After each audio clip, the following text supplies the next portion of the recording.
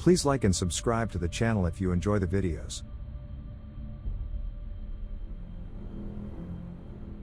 Rangers, forest workers, hunters, and other woods people of Reddit, what is your scary experience in the woods that you still can't explain?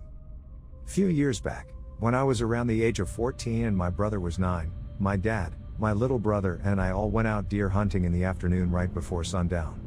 While we were walking through the woods, before we even got started, my little brother tugged on my arm and asked me if I saw that. I said that it was probably his imagination and he let go of my arm.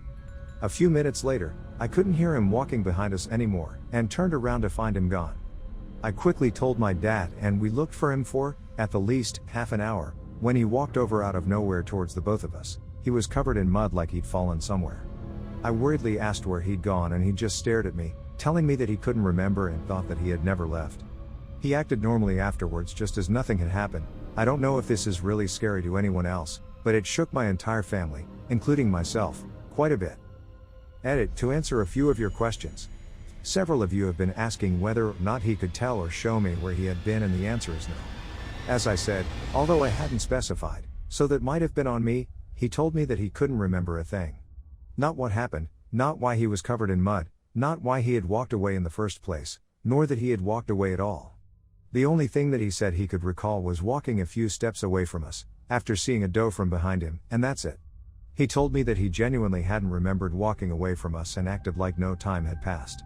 Also, one of you had asked how muddy it was. I distinctly remember that we had several flood warnings and heavy rains before then, but it wasn't like knee-high deep mud.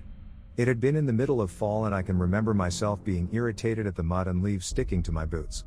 He wasn't drenched in mud, after we found him, but his knees and the palms of his hands were coated in it, along with having a few splotches here and there on his clothes.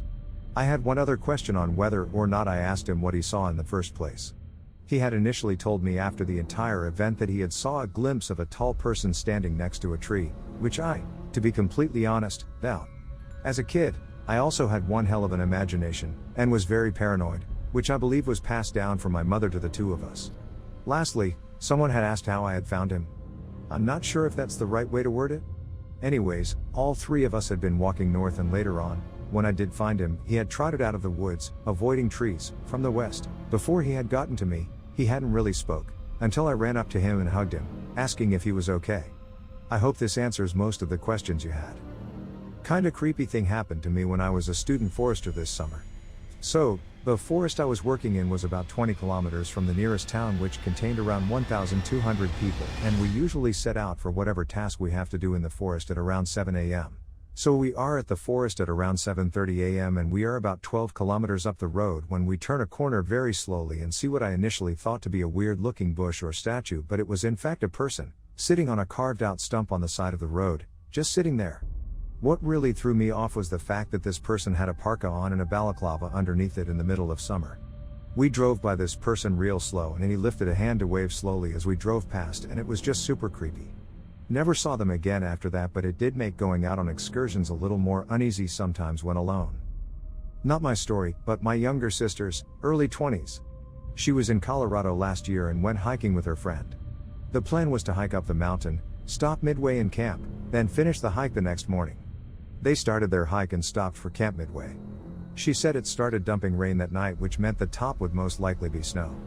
The next morning they continued their hike, but it started getting complicated. Her friend only wore Chaco sandals and not proper hiking boots as they didn't expect the snow. They stopped at a creek and were deciding if they wanted to turn back on account they weren't prepared properly when they heard a faint "help me." They both stood still. They heard it again. They decided to follow up the creek to the woman's voice. They got to a clearing that was covered in snow and found a woman laying in it in basic athletic clothing, leggings, light pullover jacket, and athletic shoes. My sister said her legs were swollen, discolored, and had nasty cuts on them. My sister asked her how long she had been out there, and the woman said only a few hours. My sister was like, "Okay, we need to get you down this mountain." The woman was like, "No, I need to go up the mountain, that's where my car is parked." My sister was like, "No, there is no driving access at the top of the mountain," which was a sign that this woman was confused. They get her down the mountain and my sister just kept saying how confused this woman was. They get to the bottom and they find this woman's car. My sister couldn't get cell service to call 911 during this BTW. Anyways, my sister tells this woman she's going to drive her to the hospital, but the woman is standing strong that she would just like to go back to her bed and breakfast. My sister takes her there while driving this woman's car. Once the woman is at the bed and breakfast, she thanks them and goes in. My sister spoke to the owners and was like, you have to call a medic, she is severely confused and not acting normal. They call a medic and transport her to a hospital. Turns out this woman is from Chicago, has low blood pressure, and it was her first time ever hiking a mountain. She was also alone. She had passed out during her hike, then it dumped snow on her. She was hypothermic and only thought she'd been out for a few hours. She was out overnight in the dark, cold and alone. I couldn't imagine the terror she must have felt. Anyways, my sister went and saw her at the hospital, and the woman thanked her for saving her life. They still lightly keep in touch. I've shared this story before. We have a camp that we visit during the hunting months and about every other weekend in between that. To get to our camp, you have to turn off of a major road onto a gravel road, drive about a mile, then turn onto another gravel road for about a half mile. It's set between a few other camps, plus some residents that live out there. It's quiet, for the most part. There are some coyotes and bobcats. Bobcats are the worst due to their terrible scream. It sounds like a woman crying for help.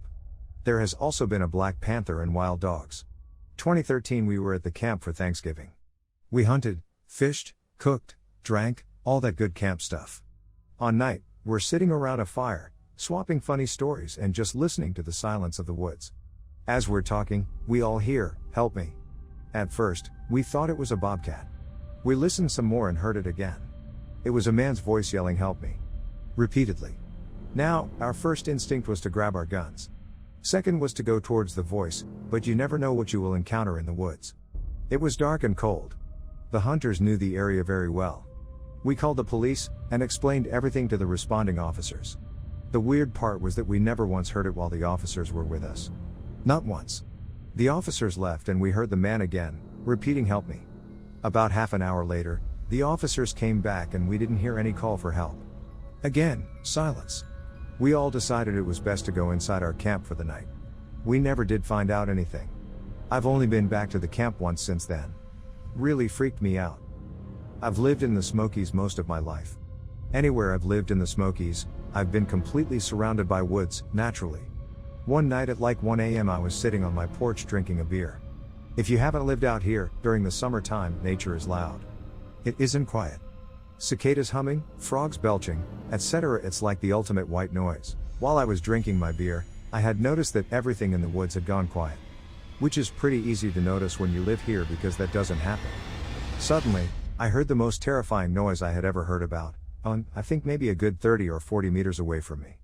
It was a loud, shrieking, literally blood-curdling scream, like shrill. It sounded non-human. It wasn't a mountain lion because I've heard them before, and they're rare in the area I lived. I stood up, audibly said nope, and walked the fuck inside. That was the one and only time that ever happened. I still live in the same house, and still drink the same beer on the same porch. I hope you enjoyed the video. Please like and subscribe for more real-life creepy encounters around the world. See you in the next video. Bye.